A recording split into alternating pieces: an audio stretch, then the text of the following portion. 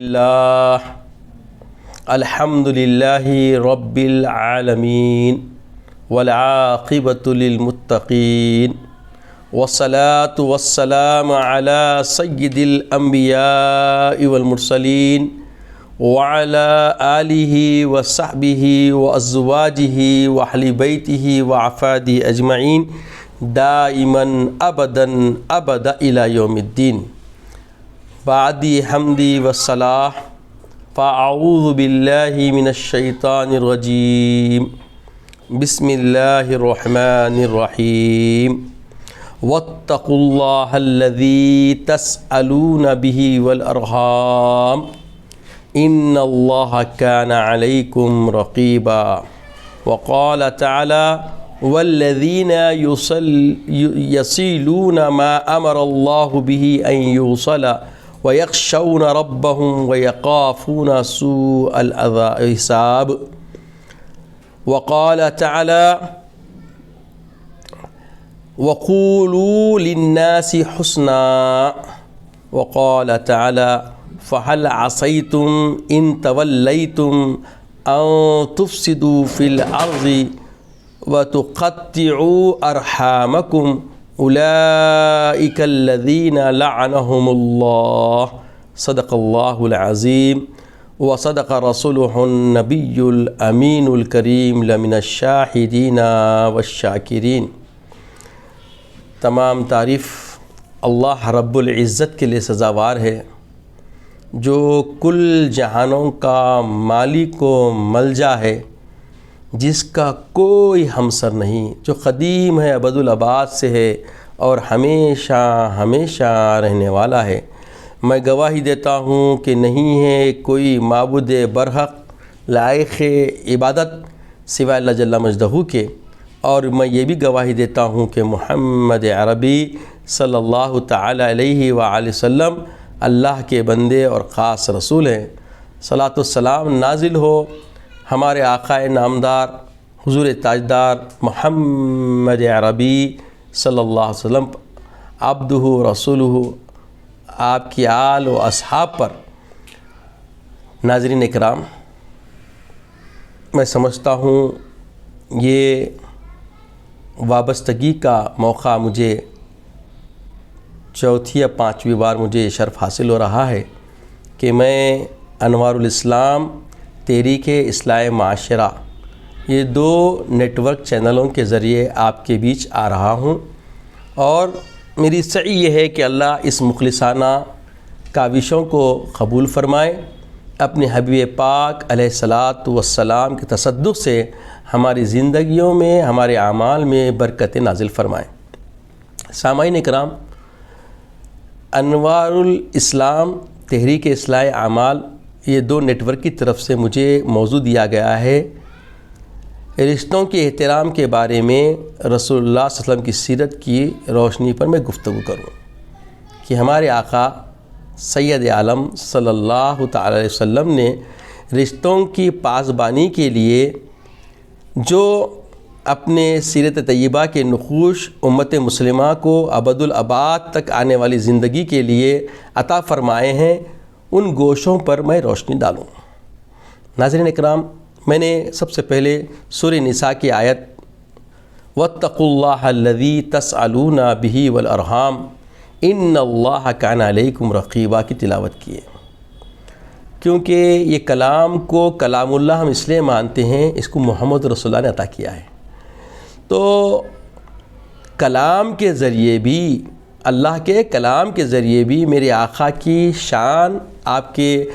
کردار و اعمال کے جو نقوش اللہ نے بیان کیے ہیں، یہ بھی ہمارے لیے مشعل راہ کے ایسے ضامن نقوش ہے جس کی مثل، جس کی تمثیل روئے پوری کائنات کے اندر کوئی پیش نہیں کر سکتا۔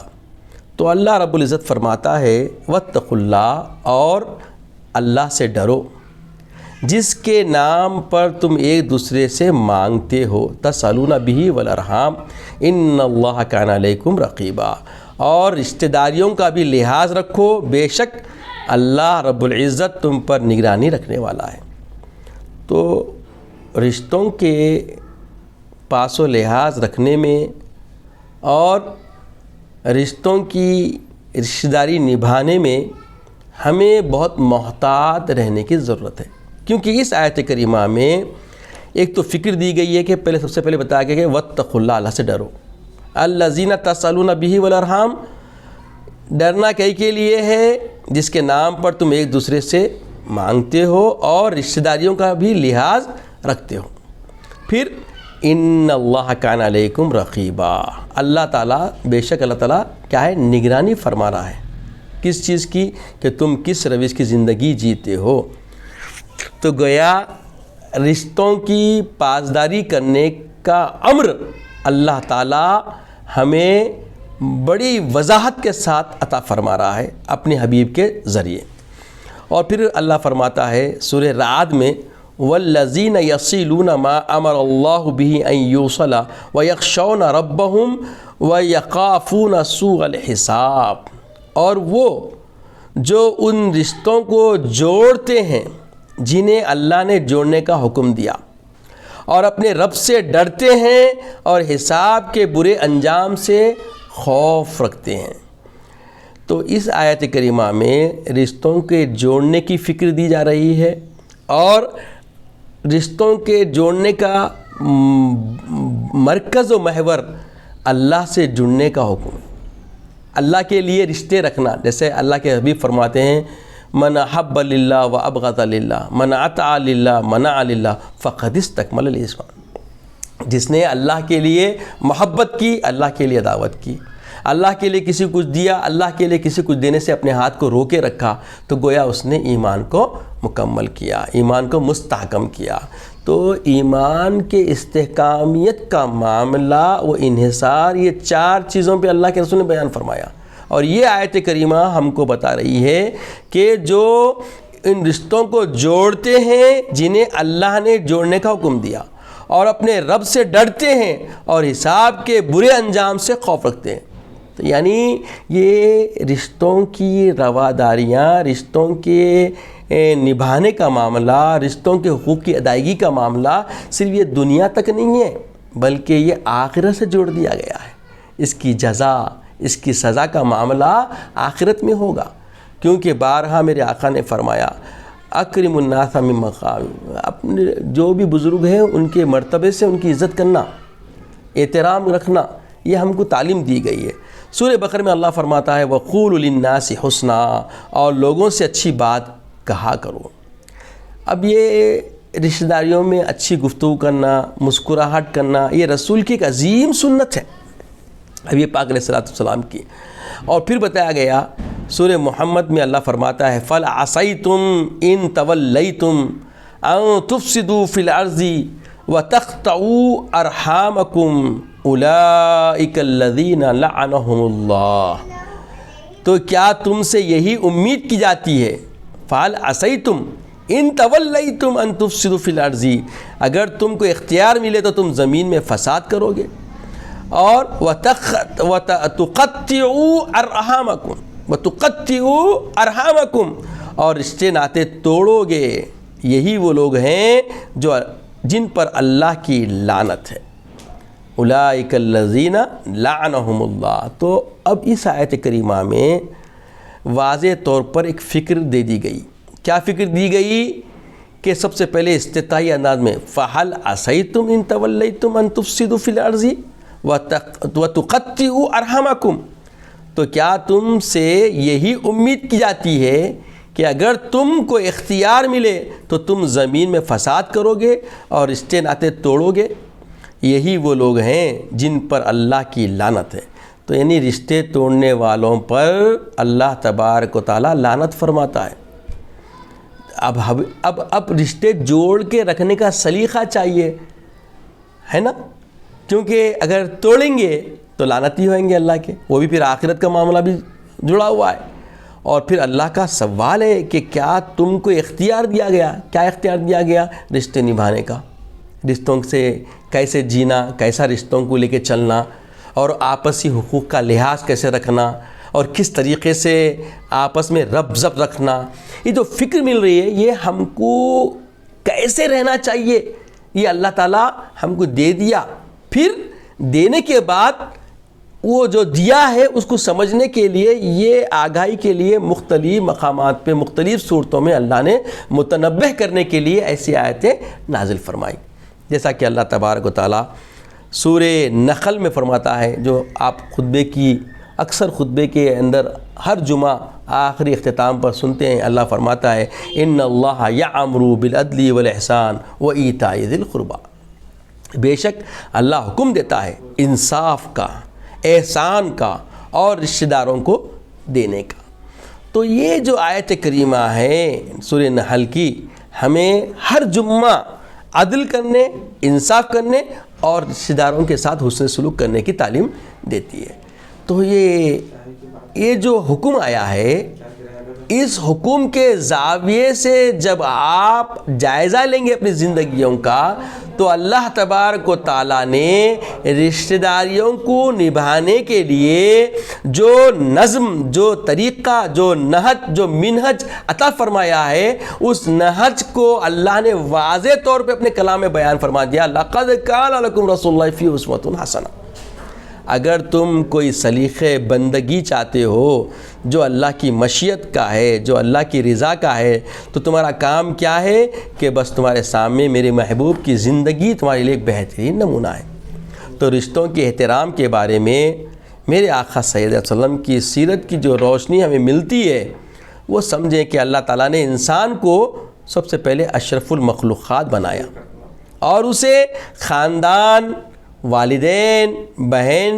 بھائی، بیوی، بچے اور دیگر رشتہ داروں کا حصہ بنا کر محبت، قربانی، ایثار، ذمہ داریاں درس دیا. اسلام ان تمام رشتوں کے لیے نہ صرف حقوق متعین فرمایا بلکہ ان کے احترام کو ایمان کا اولین تقاضا قرار دیا. تو اس تقاضے کو جب ہم پورا کرنا چاہتے ہیں تو رسول اللہ صلی اللہ علیہ وسلم کی سیرت طیبہ ایک مکمل نمونے ہے، ہمارے لیے ایک مکمل نمونہ ہے، جس میں ہر رشتے کو عزت، رحم، محبت، ہمدردی، انصاف کے ساتھ نبھانے کا عظیم ترین درس موجود ہے. ہمیں کسی اور کی طرف جانے کی ضرورت نہیں ہے. اللہ نے ہر در سے چھڑا کر اپنے محبوب کے در کا سگ بنا دیا. یہ زندگی جو ہم کو ملی ہے یہ نعمت عظیمہ ہے. اور پھر جو شعور امتی ہونے کا جو اللہ نے ہمیں دیا ہے، یہ بھی کوئی معمولی ملکہ ہم کو نہیں دیا اللہ تعالیٰ. یہ اللہ کے احسانات کے اندر یہ ایک عظیم احسان ہے. تو اب اس کے بعد بتایا جا رہا ہے کہ والدین کا احترام کیسا کریں. ایک سوال ہے نا، والدین کا احترام کیسا کریں؟ تو حضرت آمنہ اور حضرت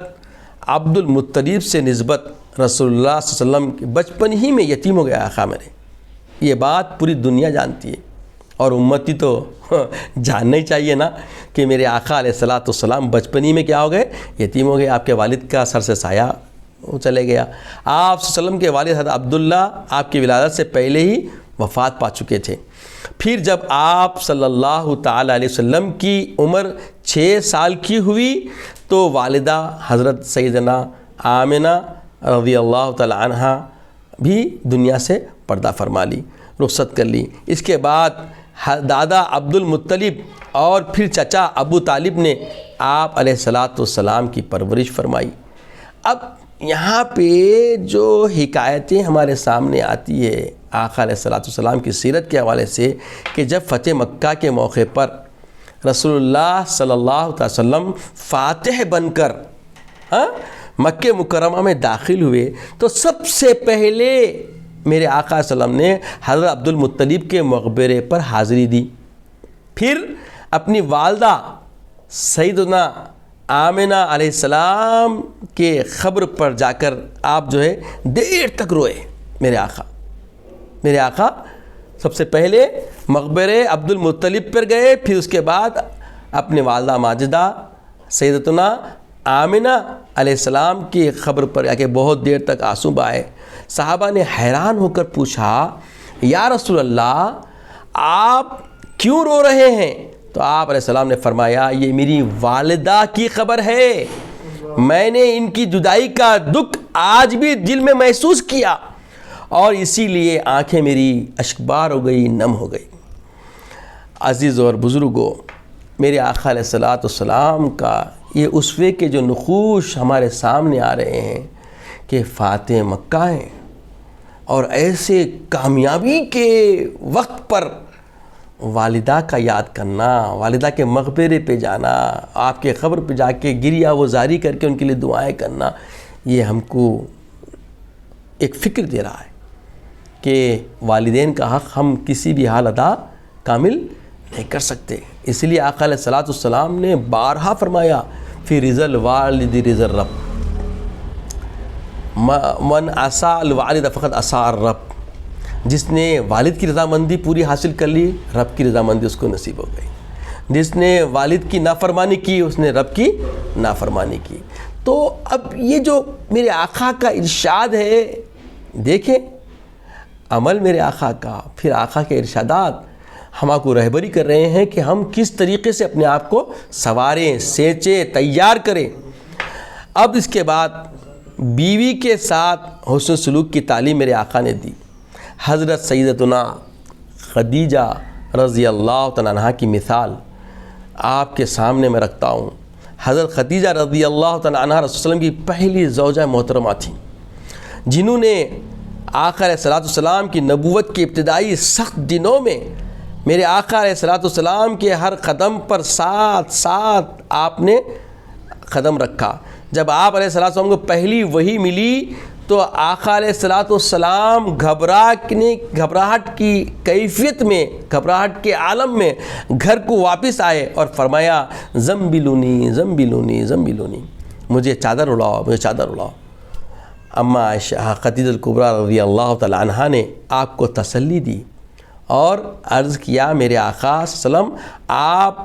اللہ تعالیٰ آپ کو ہرگز رسوا نہیں کرے گا، آپ صلہ رحمی فرمانے والے اور سچ بولنے والے، مہمان نوازی کرنے والے اور مظلوموں کا ساتھ دینے والے، اور حضرت کی وفات جب ہو گئی، آپ جب وفات پا گئی تو اس کے بعد بھی آقا علیہ الصلوۃ والسلام نے ان کو یاد کرتے رہے، ان کی سہیلیوں کا احترام کرتے رہے، ان کو تحفے تحائف بھیجتے رہے، اور بڑی قدر کے ساتھ اپنی زندگی کے اندر ان کے لیے ایک الگ انداز اور الگ فکر کو قائم دائم رکھا میرے آقا نے۔ اور یہاں تک کہ وہ پردہ کر گئی تو ان کی سہیلیوں کے ساتھ بھی حسن سلوک اور رحم دلی کا اظہار کر کے بتا دیا کہ بیوی کا حق کیا ہے، اور بیوی سے الفت کا اظہار کرنے کا انداز کیا ہے، اور بیوی سے وابستگی کا اظہار کرنے کا طرز طریقہ کیا ہے، اور کس منہج سے وفائے زوجہ ظاہر کر سکتا ہے خاوند۔ یہ آقا علیہ السلام نے کامل زندگی کے ایک پہلوؤں کو ایسے رکھ دیا کہ ہر احساس رکھنے والا ذی فہم ذی فکر انسان سمجھ سکتا ہے۔ تو میرے آقا علیہ السلام مولم انسانیت ہے، یوں ہی مولم انسانیت نہیں کہا گیا میرے آقا کو، میرے آقا مولم انسانیت ہے، انسانیت کا شعور دلائے میرے آقا۔ آپ جانتے ہیں حضرت خدیجہ الکبریٰ رضی اللہ تعالیٰ عنہا نے آقا علیہ السلام کو کیوں پسند فرمایا؟ کیونکہ آپ دیانت دار، راز باز۔ بہرحال آقا علیہ السلام نے آپ کی قدردانی کر کے، یعنی خدیجہ الکبریٰ رضی اللہ تعالیٰ عنہ کی قدردانی کر کے بتا دیا کہ بیوی کا مقام خاوند کے لیے کس طریقے کا ہونا چاہیے اور کس طریقے سے اپنی زوجہ سے وابستہ رہنا چاہیے۔ اب چونکہ میرے آقا ایسے کامل بشر ہیں کہ قیامت تک آنے والے ہر بشر کے لیے رہبر و رہنما ہے، تو اب ایک حکایت آپ کے سامنے رکھ دوں۔ چونکہ زندگیوں میں عورتیں جب بڑھتی ہے، ازواج بڑھتے ہیں، تو زندگی کے اندر مختلف نزاعی کیفیتیں، حسد، جلن، یہ فطری بات ہے، مگر ازواج مطہرات کے اندر رشک ہوا کرتا تھا، وہ آپس میں رشک کیا کرتی تھی، ہے نا۔ تو ایک روایت میں آتا ہے کہ ایک بار حضرت سیدتنا امہات المومنین عائشہ صدیقہ رضی اللہ عنہ نے عرض کیا یا رسول اللہ، آپ بار بار حضرت خدیجہ الکبریٰ رضی اللہ تعالیٰ عنہا کو یاد کرتے ہیں، حالانکہ وہ ایک بوڑھی عورت تھی۔ یہ بولنا تھا۔ میرے آقا علیہ الصلوۃ والسلام نے ارشاد فرمایا خدیجہ وہ تھی جنہوں نے اس وقت میرا ساتھ دیا جب سب نے میرا انکار کیا، وہ میری مددگار تھیں اور میرے بچوں کی ماں تھی، بچوں سے الفت کا اظہار کر کے بتا دیا کہ جو میری اولاد جتنی بھی ہے وہ کس سے ہے؟ ماں خدیجہ الکبریٰ رضی اللہ تعالیٰ عنہا سے۔ تو ہمارے لیے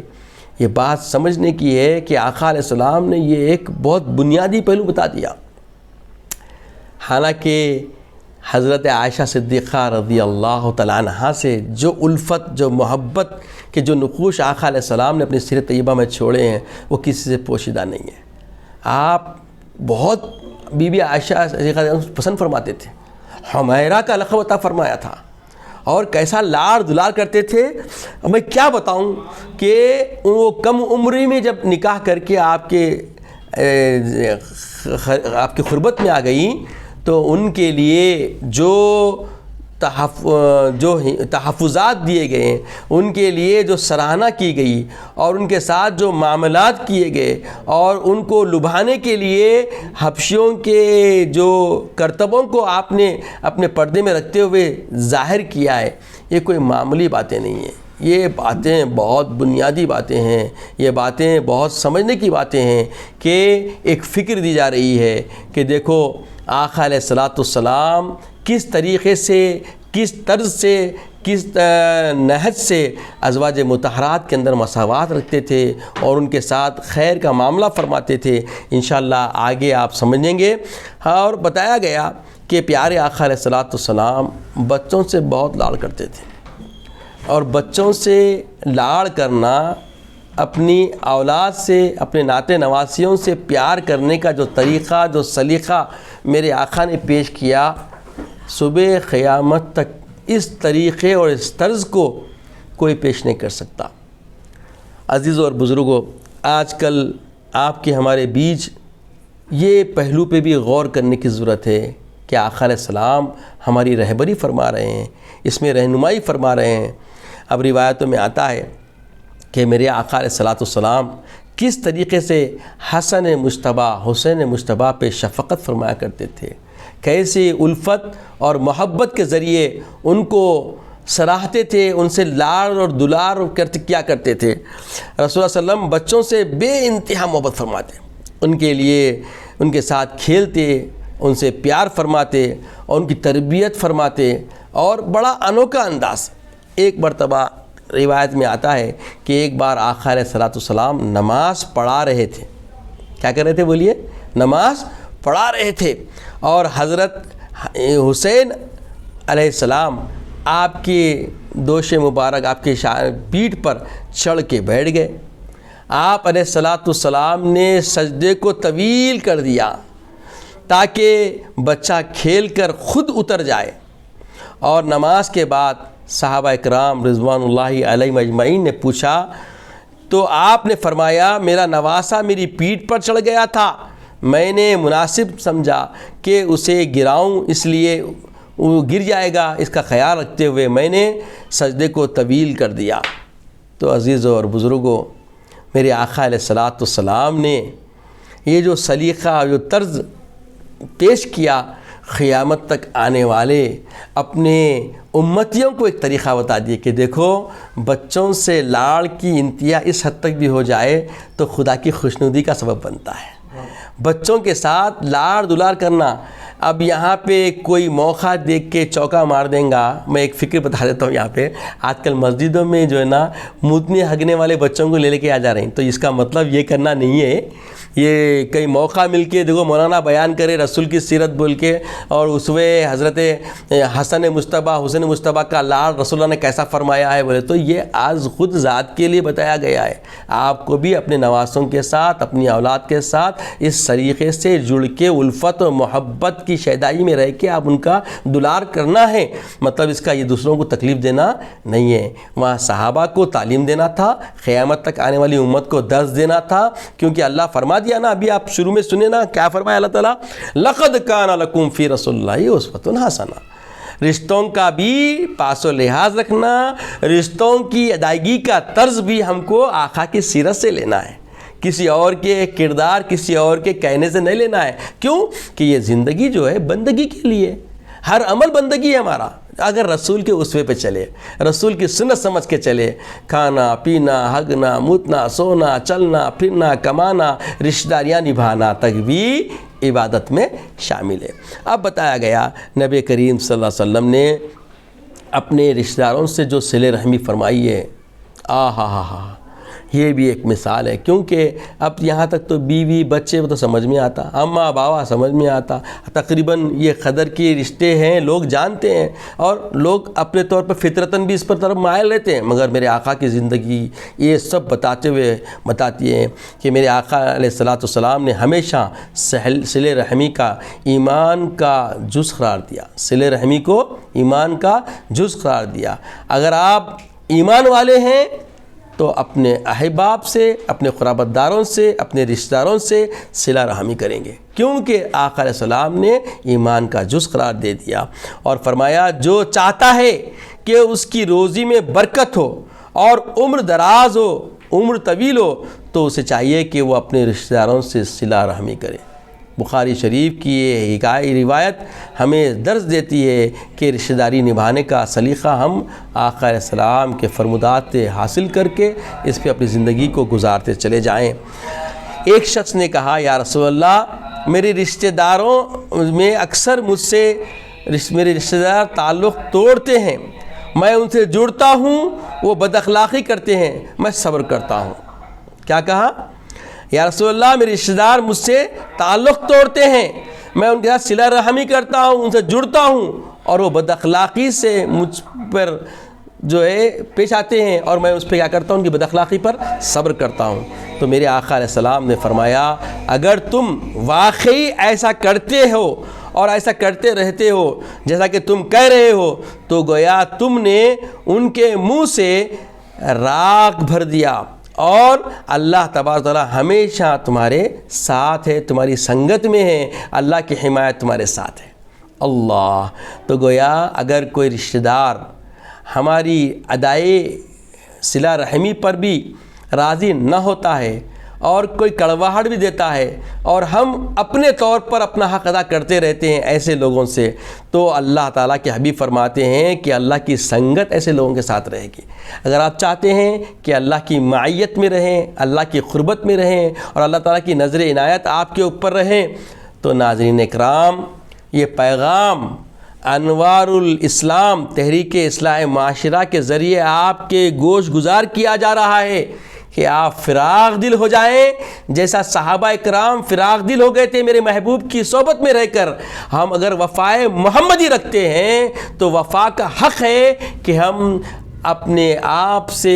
جو ناراض ہمارے قرابت دار ہیں ان سے صلہ رحمی کرتے رہیں اور اللہ کی قربت کو حاصل کرتے رہیں۔ یہ اس سے اچھا آسان ذریعہ ہمارے لیے کچھ اور نہیں ہے، جو آقا علیہ السلام نے اپنے اصحاب کے زندگیوں کو دیکھ کر، ان کے صلہ رحمی کے کردار کو دیکھ کے آپ نے حمایت کی مہر لگا دی۔ تو عزیزوں اور بزرگوں، آقا علیہ السلام کا معاملہ خادموں کے ساتھ بھی بڑا حسن سلوک والا رہا۔ آپ علیہ السلام نے خادموں کے ساتھ بھی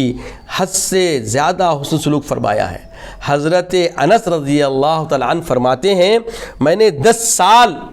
آقا علیہ السلام کی خدمت کی، نہ کبھی مجھے ڈانٹا، نہ یہ فرمایا کہ یہ کیوں، ایسا کیوں، ویسا کیوں، یہ کیا، وہ کیا، اور آقا علیہ السلام ہمیشہ تبسم فرماتے ہوئے مجھ سے کلام کرتے رہے اور مجھے نوازتے رہے، اور کبھی میرے ساتھ کوئی ناروا سلوک نہیں فرمایا۔ حضرت زید بن حارثہ کا واقعہ ہے، آپ کے سامنے رکھتے ہوئے اپنی بات کو میں سمٹنا چاہوں گا۔ حضرت زید رضی اللہ تعالیٰ عنہ بچپن میں غلام بنے، آقا علیہ السلام نے انہیں آزاد کر دیا، اور آزاد کر کے غلام کو اپنا بیٹا بنا لیا، اور ان کے والد انہیں واپس لینے کے لیے آئے تو رسول اللہ صلی اللہ علیہ وسلم نے فرمایا زید سے کہ تم آزاد ہو، اپنے والد کے ساتھ جانا چاہو تو جا سکتے ہو، میرے ساتھ رہنا چاہو تو رہ سکتے ہو، یہ اختیار دے دیا۔ اور جب یہ آقا علیہ السلام نے زید سے یہ فرما دیا رضی اللہ عنہ سے، تو زید نے رضی اللہ عنہ نے کہا میں رسول اللہ صلی اللہ علیہ وسلم کو کسی پر ترجیح نہیں دوں گا، آقا علیہ الصلوۃ والسلام ہی میرے سرپرست ہیں، آپ ہی کی سرپرستی میں میں رہوں گا، اور اپنے آپ کو خود سپرد فرما دیا۔ عزیزوں اور بزرگوں، رسول اللہ صلی اللہ علیہ وسلم کی پوری سیرت ہمیں سکھاتی ہے کہ ہر رشتہ محبت، شفقت، عزت، ذمہ داری کا مطالبہ کرتا ہے۔ والدین، بیوی، بچے، رشتہ دار، خادم، حتیٰ کہ مخالفین کے ساتھ بھی عدل اور نرمی کا سلوک آپ علیہ الصلوۃ والسلام کی زندگی کا نمایاں نمونہ ہے۔ ایسا عیاں انداز میں آپ کی سیرت کے نقوش میں چیزیں ابھر کے آتی ہے، جیسے جیسے آپ سیرت پڑھتے جائیں گے آپ محو حیرت رہ جائیں گے کہ آقا علیہ السلام نے جو کردار اپنے قرابت داروں کے ساتھ پیش کیا ہے، صبح قیامت تک اللہ کے عباد اللہ میں من جملہ انبیاء علیہ السلام کو ملا کر بھی ایسی مثال کوئی پیش نہ کیا ہے، نہ کر سکے گا۔ اگر ہم آپ علیہ السلام کی سیرت پر عمل کریں تو ہمارے گھروں میں محبت، معاشرے میں امن اور دلوں میں سکون پیدا ہو جائے گا۔ اپنی ایک آخری ایک آیت میں کو یاد آ رہی ہے، اس سے آپ کو اندازہ ہو جائے گا کہ تلخی رشتہ دار میں آتی یہ فطرت ہے، آقا نے بتا دیا، مگر اس تلخی کو رکھتے ہوئے کسی کے ساتھ عفو درگزر کا کام کرنا یہ کوئی معمولی کام نہیں ہے۔ آپ کو معلوم حضرت اللہ کے رسول صلی اللہ علیہ وسلم جب فاتح بن کر مکہ المکرمہ میں تشریف لے گئے، اور جب آپ مکہ المکرمہ میں پہنچ گئے تو جب سب معاملات جا کے وہاں ہونے لگے تو ایک چادر اوڑھے ہوئے ایک خاتون آئی اور ایک شخص آیا اور کہنے لگے کہ یا رسول اللہ، آج کے دن اگر ہندا بھی آ جائے تو کیا اس کے لیے معافی ہے؟ اگر ہندا ایمان لا لے تو کیا اس کے لیے معافی ہے؟ یہ ہندا کون ہے پہلے سن لیجئے تاکہ آپ کو سمجھ میں آئے۔ یہ ہندا میرے آقا علیہ الصلوۃ والسلام کے چہیتے چچا حضرت سیدنا امیر حمزہ شیر خدا رضی اللہ تعالی عنہ کے شہادت کے بعد آپ کے سینے کو چیر کر کلیجہ نکال کر کچا چبانے والی، اسلام لانے سے پہلے کا جو معاملہ، جو دشمنیاں تھی اسلام سے یہ کفاران مکہ کو، ان میں ہندا کا یہ عمل تھا۔ معلوم آپ کو یہ ہندا اللہ کے رسول صلی اللہ علیہ وسلم کے رشتہ داروں میں ہونا تھا، مگر اس طریقے کی سخت کردار کی عامل، ایسی پتھر دل اسلام سے پہلے کہ اس کی مثال روئے زمین پر کوئی پیش نہیں کر سکتا، ایسی ظالمانہ انداز حرکت کی تھی اس نے۔ اور جب فتح مکہ ہوا تو آقا علیہ الصلوۃ والسلام کے سامنے جب عرض گزار ہوئی تو آقا علیہ السلام نے فرمایا یقیناً اس کو میں معافی دیتا ہوں، مگر ایک بات میں گزارش رکھتا ہوں کہ پھر میری زندگی میں کبھی سامنے نہ آئے۔ تو یہاں کیا معلوم ہوا؟ آقا علیہ السلام نے معاف تو کر دیا اور ایمان سے بھی نواز دیا، مگر ساتھ میں بتا دیا کہ بشریت کا معاملہ جو ہے ایمان کے اندر اتنی حرارت رہتی ہے کہ بولے کہ کبھی سامنے پھر دوبارہ منہ نہ دکھا جائے۔ تو ایسے ناروا فطرت رکھنے والے جس کو برداشت فطرت نہیں کر سکتی انسانیت، ویسوں کو بھی معاف کر دینا میرے آقا کی شان ہے، میرے آقا کی شان ہے۔ تو سامعین اکرام، ناظرین اکرام، یہ انوار الاسلام نیٹ ورک تحریک اصلاح معاشرہ اعمال کا جو چینل ہے اس کا فائدہ اٹھائیں اور اس کو نجات کا ذریعہ بنائیں، اپنے لیے بھی اور اپنی نسلوں کے لیے بھی ایک اچھا راستہ کھولیں۔ اللہ تعالیٰ سے دعا ہے کہ یا الہ العالمین ہمیں نیک توفیق عطا فرما، نیک ہدایت عطا فرما، اے باری اللہ عزت کی اسلام کی زندگی عطا فرما، خاتمہ بالخیر فرما، وقت نزا کلمہ طیبہ عطا فرما، اپنے حبیب پاک صلی اللہ علیہ وسلم کا ہمیں دیدار عطا فرما، وصلی اللہ تعالیٰ علی خیر خلقہ ونور عرشہ محمد مبارک وسلم والحمد للہ رب العالمین۔